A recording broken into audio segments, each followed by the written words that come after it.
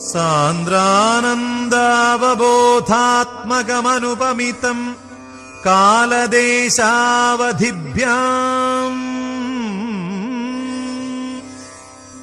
നിർമുക്തം നിത്യമുക്തം നിഗമശതസഹസ്രേണ നിർഭാസ്യമാനം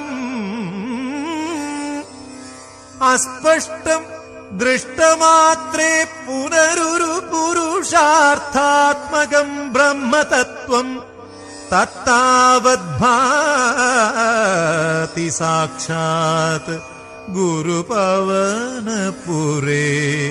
ഹന്തഭാഗ്യം ജനാനാം.